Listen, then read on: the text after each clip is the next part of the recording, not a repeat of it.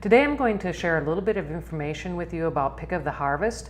As well, in working with that, we are going to focus on fruits and vegetables, and particularly children who are at home or those who are in child care settings such as daycare or after school programs. So first of all, we'll start off today by serving fruits and vegetables, and we want to look at them as they're very low in calories and by the nature until we add the sauces, soups, and dressings to them. They're also nutrient rich, and nutrient rich is defined as having a lot of nutrients as compared to the amount of calories that are contained in that particular food product. When we're serving fruits and vegetables, we want to look at limiting the sauces, dressings, and dips. Sauces, dressings, and dips oftentimes will provide a significant amount of calories in the forms of the fats and the sugars, as well as sodium. And so if we're limiting those, we can reduce the overall sodium in our diet, as well as calories from fat and sugars.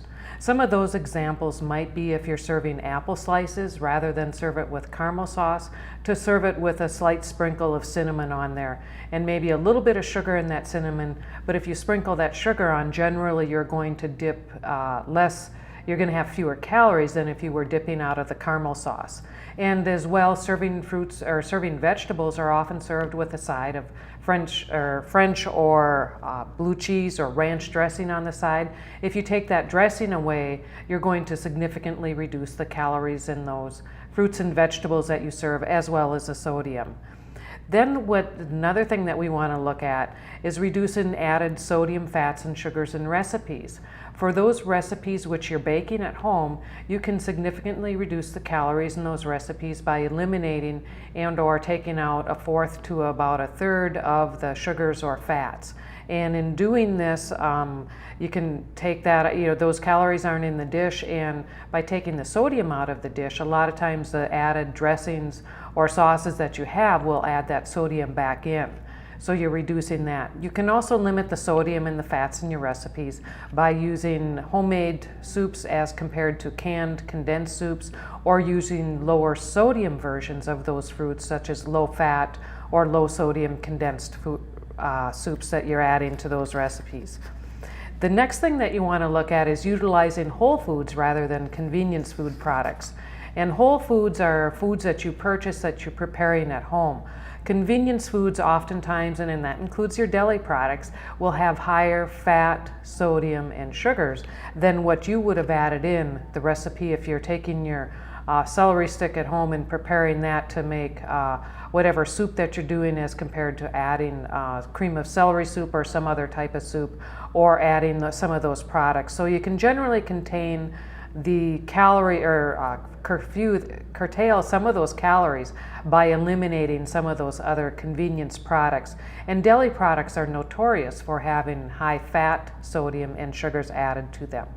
If you're looking and wondering what about some of the nutrition on the labels and for those products which you're adding, if you reduce that amount, you can look to the nutrition facts label for reducing some of those sodiums and fats in the products that you're preparing. As with anything, and we talked a little bit about a focus of this particular podcast, is looking at and incorporating fruits and vegetables into your youth settings. And when you are doing some things, children can help learn how to prepare fruits and vegetables through your settings. If you have a fruit bar or a salad bar, inviting those children in as part of your learning activities throughout the day. And for younger children, some of the learning activities might be washing the celery, or washing the fruits or other vegetables that you have. It might be pulling the parsley leaves off the stems and putting that parsley then in a soup that you're preparing. And oftentimes when children have a part in making some of the types of foods that they're going to be eating, they're much more likely to be more appealing to them because they've helped you do some of that preparation. For children as they get older, preschoolers might be doing something such as slicing the strawberry with a table knife, or slicing the cucumber, which you might have peeled with a table knife, and then moving up from there, your older children might be using the paring knife or the peeler to peel an apple or to peel a potato or a yam or something like that. So those are some of the different things and how you can involve children in the food preparation of that product. One of the other things that you'll look at is washing fruits and vegetables and having children help to wash. Just be sure you have a skid-resistant floor or rugs, and having colanders with trays under them when they take to wash their fruit under the sink using running water is just as appropriate as you can avoid or skip those fruit or vegetable washes. Also, if you're washing fruits and vegetables, those things that are prepackaged for sale, you do not need to wash those, such as the spinach that comes in the bag or the lettuce which is in the bag that you purchase that's already torn up. So those products you do not wash before you're serving them. But your other products, such as your celery stalk, or if you buy a bag of carrots, those things certainly you're going to want to wash before you start to do the preparation process with them. Then one of the other things that you'll be looking at is to purchase wisely. And when you are purchasing, if you purchase an entire stalk of celery, you're at about 50 cents a pound, versus if you went to a deli to buy celery that was already cut up, you're close to $5 a pound. And the same goes for products. If you're cutting up broccoli, you can purchase about a pound of broccoli for $1.68 a pound. You take it home, you cut it apart, you do a little bit of peeling on it. If you're purchasing that from the deli by itself, there you're going to be paying close to $5 a pound. And these prices were approximately in October 2013, which we had come up with. If you buy a pineapple, a full pineapple is close to $2.68 for the whole pineapple. If you buy that pineapple cord already to eat, you're going to pay about $6.32. And so by purchasing products, you can be price conscious, and with a little bit of home food preparation, you can have them prepared for convenience. And as we mentioned, doing some convenience, if you have them prepared at home, they're ready to eat in the refrigerator. So a portion of that preparation is done. You spent a little time before the children have come to the daycare, or when they're in bed at night, or they're possibly helping you prepare some of those vegetables or fruits, and then they're ready for them to take out and to package on their way to go. Fruits and vegetables are also great if you have a lot of family activities or sporting events. Put them in small baggies. Them by themselves without the dips, dressings, and sauces really work good for transporting in a car, and for the most part they're no mess, no fuss. Put them in some of those little snack baggies and cooler, and you're on your way to go, and you've got some healthy snacks for the children as compared to the other higher fat sodium snacks that they might select otherwise. So those are some of the different things. Involving children in that food preparation, you're teaching the child life skills. You're helping in that eye-hand development and the coordination of activities, such as cutting and peeling. As the children get a little bit older, they're doing a little bit more fine motor skills. They're helping to trim the parsley or trim the flowerets off the broccoli stem. They're also doing some of the different cutting or shaping. They can cut flowerets and radish roses and some of those things. And that's for an older child to do, but the younger child can still pull the stems off, and that helps that finger dexterity if you're working with parsley or some product like that. And then you can also be involved in decision making. The children decide what vegetable they want to clean, and then they're more likely to try that vegetable. So they've got some activity and they're personally involved in the preparation. They may be more interested in trying that vegetables, which a lot of times parents say the kids have a hard time eating vegetables. And so by asking them to help with the preparation process, they can work with that. You're also looking at some creative skills as you look at doing some flowerets or some broccoli stems, some kebabs. They can create different arrangements out of the food that they're preparing. And again, they're more likely to eat that type of food. So those are some of the things that you can look at when you're working with fruits and vegetables. One of the things that you want to keep in mind when it comes to fruits and vegetables, regardless of they're frozen, fresh, dried, or out of a can, all forms matter. Fruits and vegetables, when you look at some of the dried things, oftentimes we forget about all the dried products that are out there and that are available for us. They are like dried apples, parsley, onions and peppers. You can dry those, use those in soups during the winter. Apples work great for a snack. Parsley is something that you can continue to put into the products for the winter in your soups, and or sprinkle over as a garnish over potatoes or something, so they're much more likely to eat those.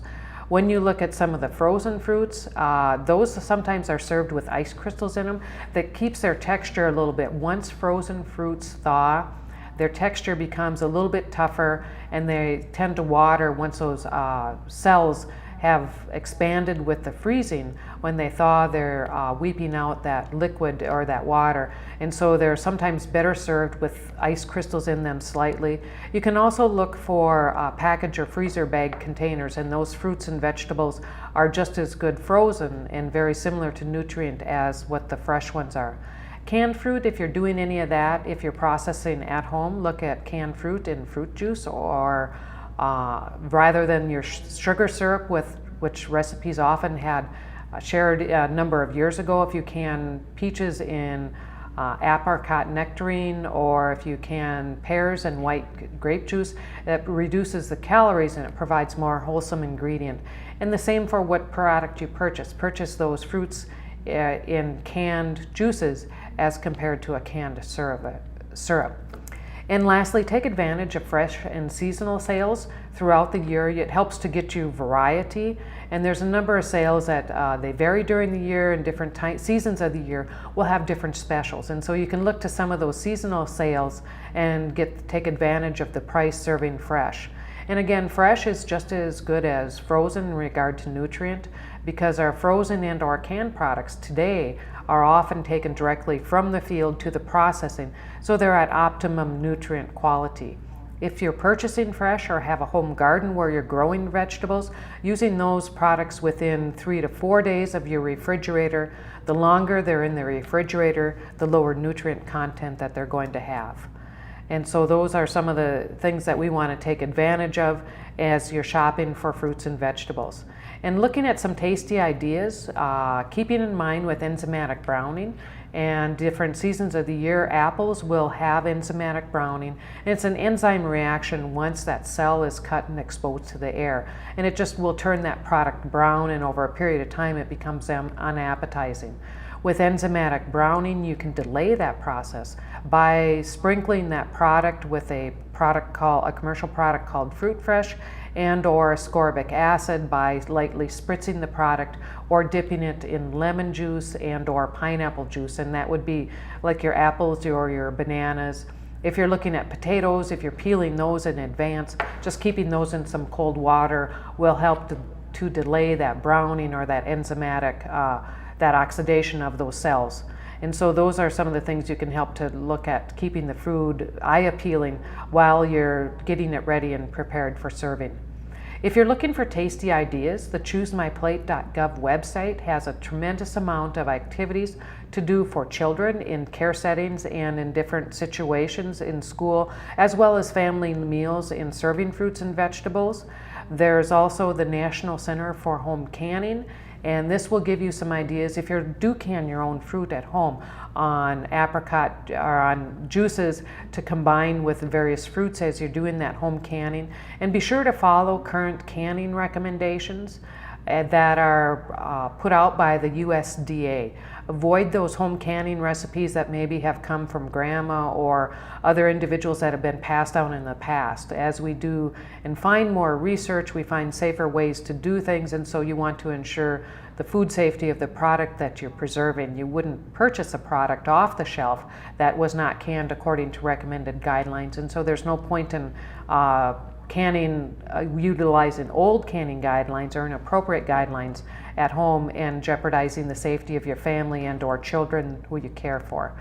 And then one of the last things is, if you're doing some food art, the picture depicted on this slide is some children that had we had carved some different things, made some fruit bouquets. If you Google food art, and you'll find a number of different images there that are appropriate for different children of different ages. Again, make your activities age appropriate and keep your center fun.